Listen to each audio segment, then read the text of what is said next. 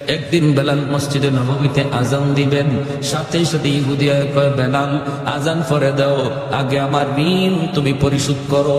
বেলাল বলেন, রে ভাই একটু সুযোগ দাও। কই কোনো সুযোগ নাই, আজ রাতেই সুযোগ আছে, তাড়াতাড়ি করে তুমি আমার ঋণ পরিশোধ করো। বেলাল বলেন, আজ রাতে তো পারবো না, আমাকে 3টা দিন সময় দাও।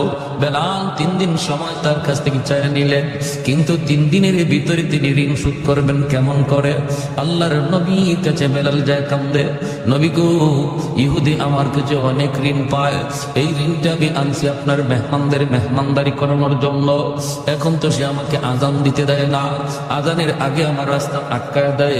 আল্লাহর নবী রহমতের নবী বলেন, বেলাল কেমন করে তোমাকে সাহায্য করব? আমি নবীর কাছেও তো এমন নাই তোমাকে সাহায্য করার মতো। বেলাল তখন বলেন, নবী গো, তাহলে অনুমতি দেন, অনুমতি দেন, আমি মদিনার বাহিরে কোথাও চলে যাব, যাই আমি কাজ করব, দিন মজুরির কাজ করব, যা পাই তাই কাজ করব, কাজকর্ম কইরা আমি তার ঋণটা পরিশোধ করার চেষ্টা করব। আল্লাহর নবী, মায়ার নবী, দয়ার নবী, তিনি অনুমতি দিয়ে দিলেন। বেলাল রাতের বেলা তিনি কাপড় চোপড় গোছাইতেছেন, ফজরের পরেই বেলাল চলে যাবেন অন্য কোথাও, মদিনার বাহিরে তিনি কাজকর্ম করতে যাবেন। এইদিকে আমার মায়ার নবীর চোখেও ঘুম নাই। আমার মায়ার বেলাল আজ রাত পরি আমার কাছ থেকে চলে যাবি, বেলালের চোখে ঘুম নাই, আমার নবীকে কাল থেকে আমি আর দেখতে পাবো না। সারা রাত বেলালের চোখের পানি ঝরে, আর তিনি কান্দে, আর তিনি কান্দে।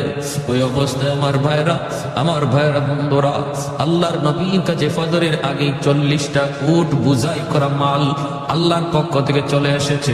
আল্লাহর নবী রহমতের নবী এক সাহাবীকে বললাম, সাহাবী দ্রুত যা, যায় বেলালকে খবর দাও, বেলালের ঋণ পরিশোধ করতেছেন আল্লাহ নিজে। আর একটু জোরে কন্যা সুবহানাল্লাহ। ফজরের আগে সাহাবী যায় বেলালের ঘরে আওয়াজ দিলেন, বেলাল তোমার ঋণ পরিশোধ করার জিম্মাদারি আল্লাহ নিজে নিয়ে নিছে। মায়ার নবী তোমাকে মসজিদে নববীতে ডাকে রে বেলাল। বেলাল মসজিদে নববীতে দৌড়ে আইসে দেখেন 40টা উট বুঝাই করা মাল। মায়ার নবী, দয়ার নবী বলেন, বেলাল মদিনা থেকে তোমার চলে যাওয়াটা আমার আল্লাহ পছন্দ করে নাই, আমি নবীও মেনে নিতে পারি নাই। তোমার দিলের হালত আর আমি নবীর দিলের হালত আমার আল্লাহ দেখছেন। আল্লাহ পাক রব্বুল আলামিন তোমার ঋণের জিম্মাদারি নিয়ে নিছি। যাও, যতগুলি টাকা ওই ইহুদি পাইব, আরো যারা পাইব, ঋণগুলা পরিশোধ করো, বাকি মাল গরিবদের ভিতরে বন্টন করে দাও। এ ভাই, এজন্য বলতেছিলাম, দেখেন আল্লাহ পাক রব্বুল আলামিনের কাছে কত দামি হয়ে গেলেন কালো বেলাল। বংশের কোন মর্যাদাই যার ছিল না, আর বংশীয় মানুষ ছিল আবু জাহেল, মাটির সাথে মিশে গেল, ঠিক কিনা? আবু জাহেল হিরো থেকে জিরো হয়ে গেল, বেলাল জিরো থেকে হিরো হয়ে গেল ঈমান আমলের কারণে। সাহাবায়ে কেরাম বলে, নবী গো, বেলালের আযানে একটু সমস্যা। কি সমস্যা? কই আশহাদু বলতে পারে না, জিহ্বার মধ্যে সমস্যা। কখন জিহ্বার সমস্যা তৈরি হয়েছে? উমাইয়া হযরত বেলাল রাদিয়াল্লাহু তাআলা আনহুর জিহ্বাটারে টান দিয়ে বের কইরা এই জিহ্বার মধ্যে পেরেক ঢুকায় দিছিল। জিহ্বার মধ্যে পেরেক ঢুকায় দিছিল, যে জিহ্বায় আল্লাহ আল্লাহ জিকির কর, এই জিহ্বা আমি রাখবো না কয়ে পেরেক ঢুকায় দিছিল। এজন্য হযরত বেলালের মুখে একটু সমস্যা হইত, আশহাদু বলতে পারতেন না, বলতেন আশহাদু, শিন উচ্চারণ করতে পারতেন না, শিনটা ভালো করে উচ্চারণ হতো না। সাহাবায়ে কেরাম কয়, ইয়া রাসূলুল্লাহ, ওগো নবীজি, ভালো করে একজন মুয়াজ্জিন নিযুক্ত করে ফেলেন। নবী সাহাবায়ে কেরামের পরামর্শ নিয়ে অন্য একজন সাহাবীকে মুয়াজ্জিন নিযুক্ত করে দিলেন। এশার নামাজের পরে নবী বলেন, বেলাল ফজর থেকে আর আযান দেওয়া লাগবে না। এই কথা শুনতেই যেন বেলাল হাবশির মাথায় আসমান ভেঙে পড়লো। এশার নামাজ পড়ে সবাই যার যার ঘরে চলে যায়, কিন্তু মসজিদে নববী থেকে গেলেন না শুধু একজন, তিনি আর কেউ নন, তিনি হলেন বেলাল হাবশি।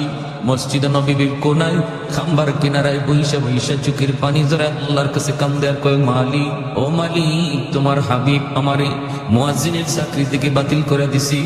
ও মালিক, আমি তোমার হাইকোর্টে আমি আবেদন করলাম, আপিল করলাম হাইকোর্টে, নিম্ন আদালতে আমার চাকরি বাতিল, উচ্চ আদালতে আমি আপিল করলাম। মাওলা, এই শিন উচ্চারণ করতে পারি না কেন?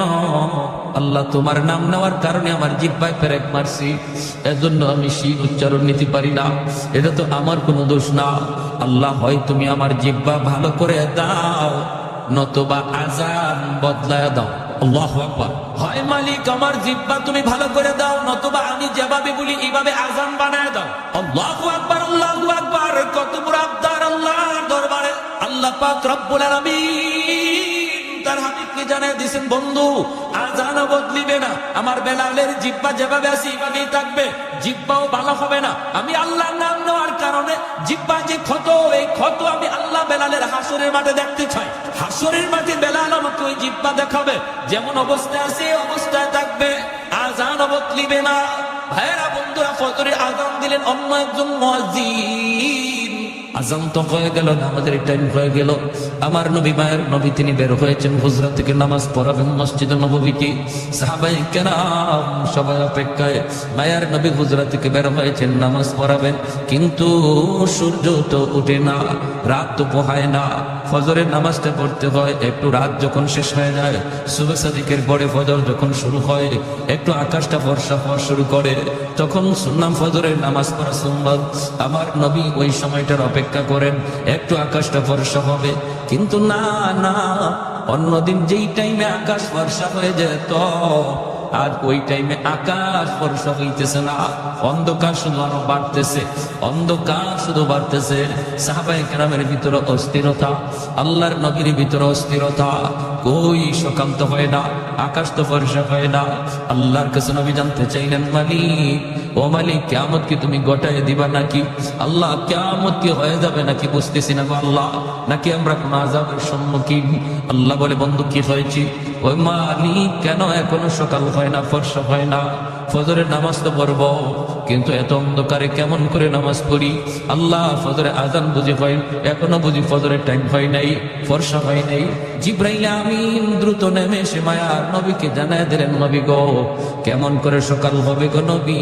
মদিনার মসজিদে ফজরের আজান তো এখনো হয় নাই। আল্লাহ নবী বলে, ভাই জিব্রাইল, অন্য দিনের চেয়ে আজান তো আরো সুন্দর আজান হয়েছে, শুদ্ধ করে আজান হয়েছে, শুদ্ধ